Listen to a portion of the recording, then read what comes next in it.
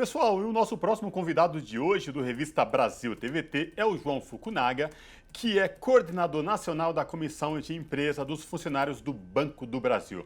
Boa noite, João. Seja muito bem-vindo. Boa noite a todas e todos. Obrigado pelo convite, mais uma vez estarmos aqui com a TVT, com o pessoal da revista, que tem sido um apoiador muito importante aí para nós, do sindicato, nessa defesa dos bancos públicos, na defesa do trabalhador, né? Então, fico muito lisonjeado de ser convidado. Maravilha, o prazer é nosso falar contigo, João. João, eu queria começar contigo falando que você trouxesse para os nossos telespectadores aqui da TVT e também para os ouvintes da Brasil Atual, né? O Banco do Brasil, que entra na mira aí do governo federal, do governo do presidente Jair Bolsonaro, na linha de possível privatização. O Banco do Brasil, que é tão importante para o desenvolvimento nacional. João, eu queria que você falasse para a gente aí do calendário de luta e como que vocês estão reagindo a tudo isso. Tá. O banco anunciou recentemente uma reestruturação, né, que fecha quase 361 agências logo de cara.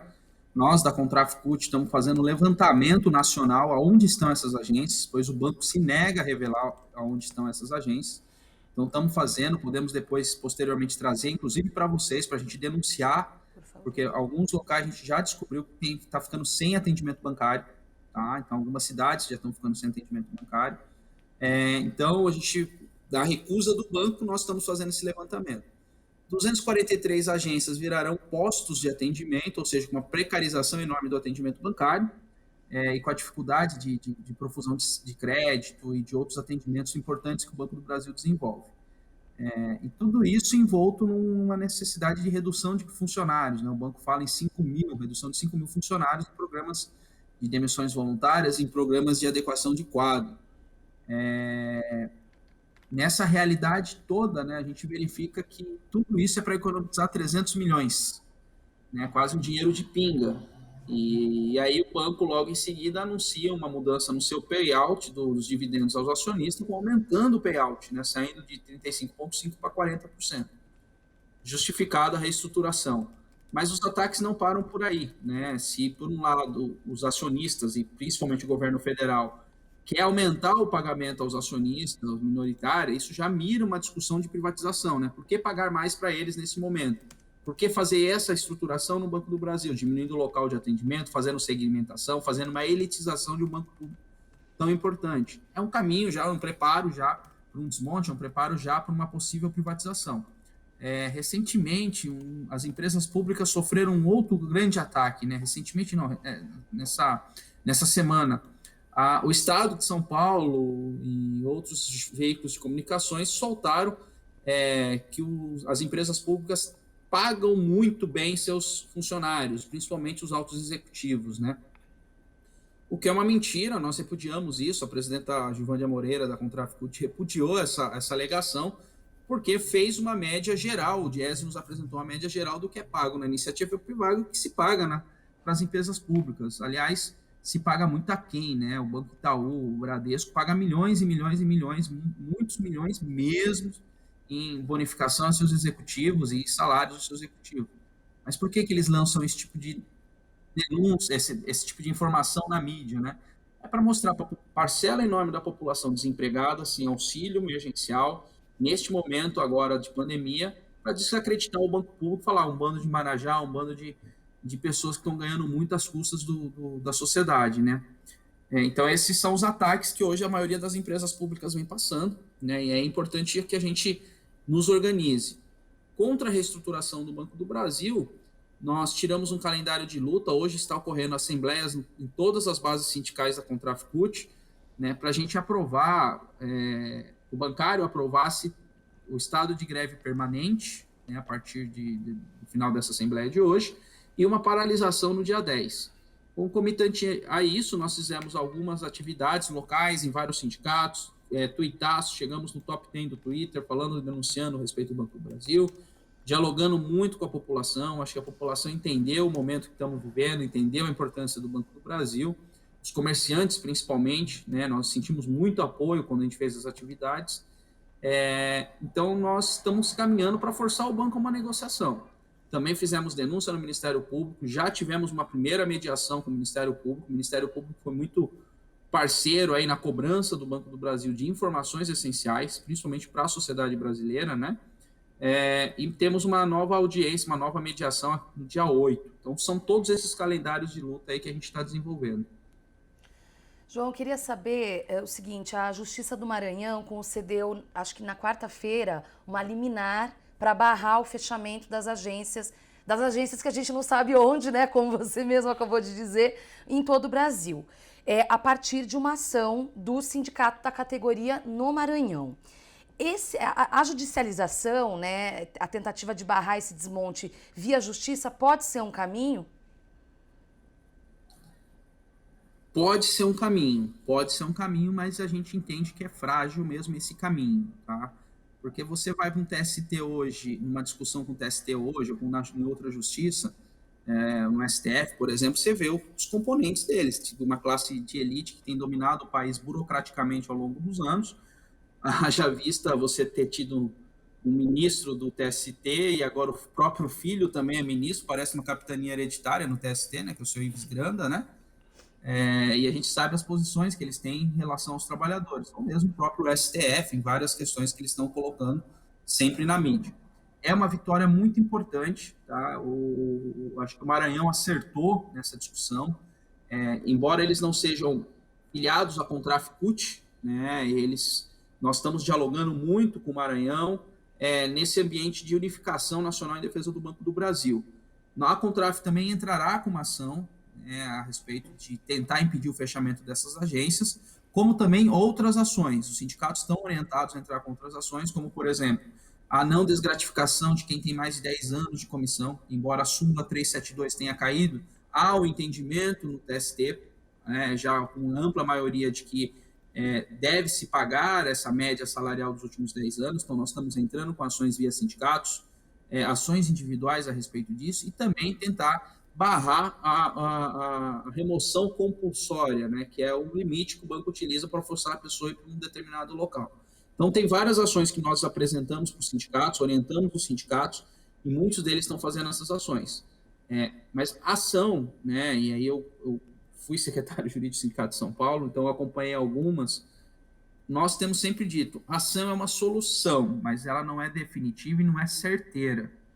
Nós temos uma reestruturação de 2016, entramos com ação, né, para pleitear os 10 anos para aquelas pessoas que estavam perdendo, e estamos desde 2016 esperando uma audiência no TRT em Brasília. Aqui em São Paulo entramos com a mesma ação, só que a justiça aqui em São Paulo, sempre aquele debate contra os trabalhadores ou contra os sindicatos, sempre nega recurso para nós, dizendo que o sindicato não representa coletivamente, embora o TST afirme que represente, né? Então tem todo um caminho aí jurídico, de imbróglio jurídico, que a gente fala, não é uma solução imediata, é uma solução a longo prazo, que pode dar certo ou não, mas o que é mais certo é a mobilização dos trabalhadores. Essa tira qualquer reivindicação imediata, essa tira qualquer processo de negociação e possibilidade de saída vantajosa para o trabalhador. Então, é isso que a gente tem dialogado. Não esquecemos as ações, mas estamos mirando numa mobilização da categoria para lutar contra esse desmonte do Banco do Brasil e esses ataques aos trabalhadores.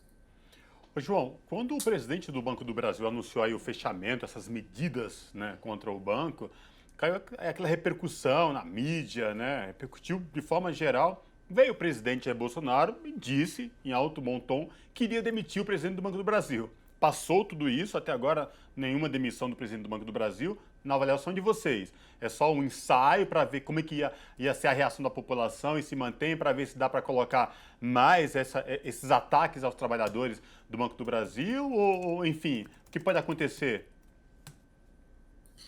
Eu acho que o tiro do Bolsonaro saiu errado nesse quesito. Eu nunca vi a mídia ter publicado tanta e ter buscado os sindicatos para informações acerca de tudo do Banco do Brasil, como depois desse vai e vem aí do Brandão, né, do André Brandão no Banco do Brasil.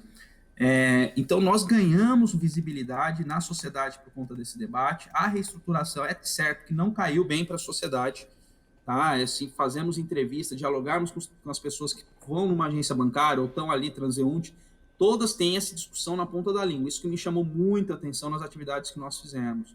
E muitas delas dizendo o quanto é ruim a fechamento de agências do banco público, né? No caso, o Banco do Brasil. Eu acho que o tiro saiu errado. Eu acho que ele tentou livrar um pouco a pele dele e dizer que a governança do Banco do Brasil que assim decidiu, mas ele acabou dando mais mídia para nós.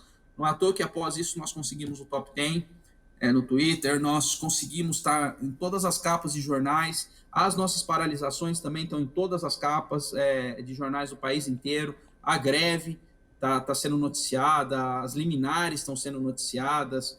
Então, são fatos que a gente entende que, além da nossa própria denúncia e de procurarmos as mídias alternativas, também essa situação que o governo federal criou nos proporcionou também estar na mídia tradicional, na mídia que apoia a privatização, né? Então, foi um elemento interessante, podemos dizer. O André Brandão nunca foi um problema, como nenhum outro presidente do banco, porque a direção e a governança corporativa do banco toma conta de várias situações e delibera sobre várias situações. Basta ver o que o Paulo Guedes disse, né, naquela fadada reunião de Covescote lá do Ministério do Governo Federal com seus ministros, né? Que o Paulo Guedes disse, no Banco do Brasil não pode fazer nada, porque a governança existe. E aí a coisa mais antagônica ouvir isso de um neoliberal, né? Que o neoliberalismo prega a governança corporativa independente das empresas, e o próprio neoliberal, o expoente do neoliberalismo, é contra isso, né? Então, mas ele disse isso. Então, de fato, a gente tem ações listadas na Bolsa de São Paulo, na Bolsa de Nova York, que tem uma questão de responsabilidade socioambiental e financeira, né, da empresa. Então é mais difícil mesmo. Então eu acredito que, independente quem seja o presidente, essa reestruturação poderia vir. E da forma que ela foi montada e da forma que o banco está trabalhando nela, como se fosse um segredo de Estado, veio pronto do Ministério da Economia. Podem ter certeza.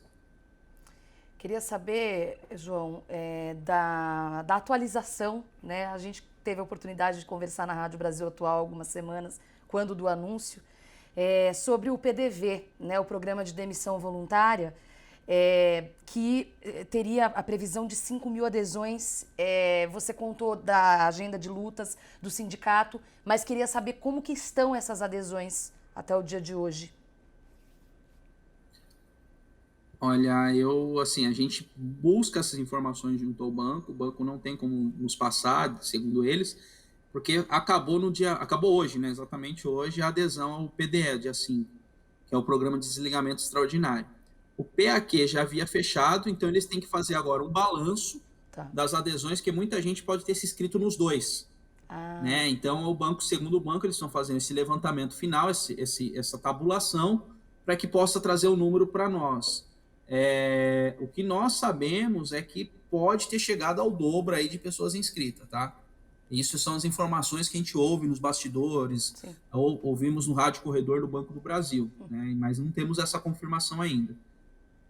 Ô, João, o Banco do Brasil tem um papel fundamental para a subsistência e existência de cidades brasileiras, Brasil afora aí. Vou sair das capitais, grandes cidades, mas pequenas cidades aí do interior do Brasil, com entre 20 e 30, 40 mil habitantes, que só tem ou o Banco do Brasil ou a Caixa Econômica Federal.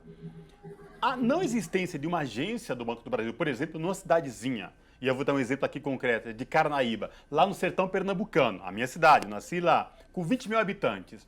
João, teve um roubo na agência, aí, enfim, ficou parada. A economia da cidade quebrou em 70%.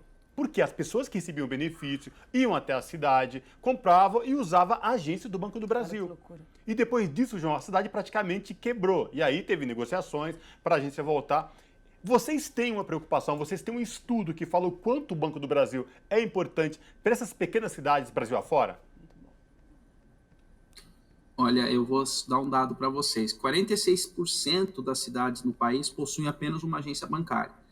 Dessas 46%, 20 a 25% são bancos públicos. Então, mostra e denota a importância, né, que os bancos públicos têm em cidades pequenas, que necessitam da bancarização.